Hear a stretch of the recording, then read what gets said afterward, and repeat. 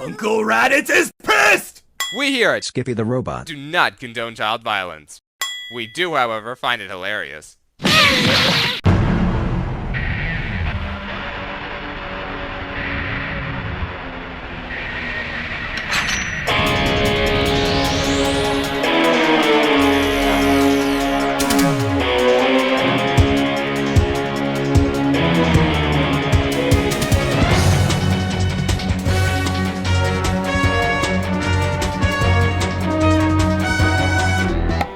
Hello everyone, Skippy here, and welcome to One Piece episode 994, directed by Yasunori Koyama and supervised by Masahiro Shimanuki.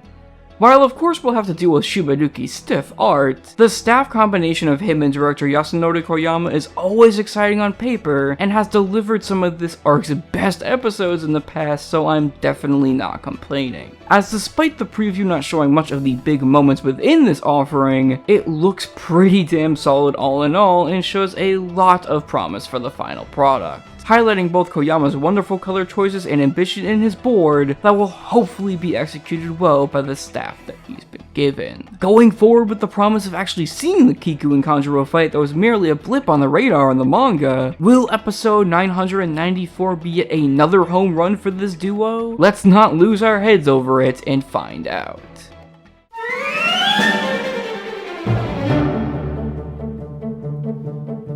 This episode covers the last 7 pages of chapter 985 and the first 3.5 pages of chapter 986. And not just straight off the bat, this episode doesn't really feel at all slow to me. And that's thanks to the fantastic additions of not only more of Orochi standing up for himself, but also the lengthy fight between Kiku and Kanjuro in the second half that gives us a glimpse at a fantastic and emotionally charged battle between former friends that we were deprived of in the manga, taking up a large majority of that half and helping split up the rest of the stuff regarding Kaido's speech by placing his intention of making Yamato Shogun after Kin and Denjiro arrive on the scene, which allows for a more powerful moment of reminiscing and eventually moving on for Kiku that had me tearing up due to the added context of said scene and the wonderful OST selection by Koyama and co. It's powerful, it gets you invested deeply into it, and also allows the canon content to breathe as well. And it all around makes for 110% the kind of adaptation that I expect from this arc when it comes to picking up Oda's unfortunately necessary slack, further creating a bit of an emotional connection to the Scabbards and Koyama episodes that hits hard and stands alongside the manga pages that themselves are also done more than justice.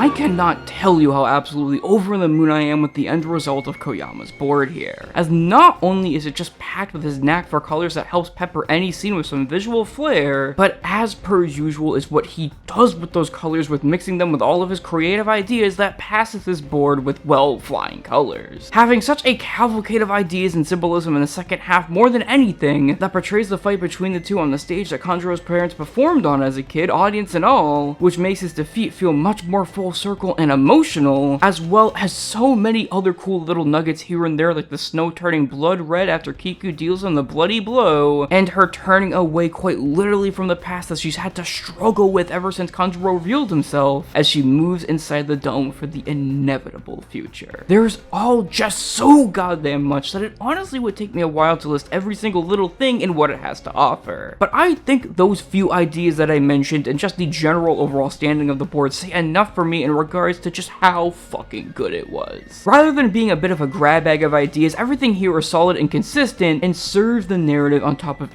everything else that it delivers, giving this content in and out of canon what it truly deserved and then some, and showing why Koyama is absolutely one of the best directors on the show right now. Combine that with Masahiro Shimanuki's corrections being pretty much at the forefront of the episode, but not stiff enough to distract from everything else, alongside a few neat cuts of animation from returning 971 animator Aaron Rodriguez and folks like Ian Zhang that are helped a whole lot by Shimanuki art-wise but still inhibit a dynamic sense of action and effects, 994 4 is going to go down as one of my favorite all-time episodes. I cannot understate the feelings that this episode brought and how effortless Koyama made it feel by the end of it all, giving not only content that I hold in high regard such great treatment, but the filler that makes up most of the episode as well. He's still one of my top 5 favorite directors on the show, no doubt, and that is never going to change, not by a long shot. And when next week looks crazy good as well, with co-series director Satoshi Ito directing 995, it looks like we're in for another great one. With lens flares galore that are no doubt inspired by Ishitani, as well as just creative direction, solid art, and animation all over, Ito and co look like they are truly understanding the assignment when it comes to the importance of this content for the story, and I absolutely cannot wait for the moment that it drops. Anyways guys, that's it for now. I'm Skippy, and very cheeky Shimanuki.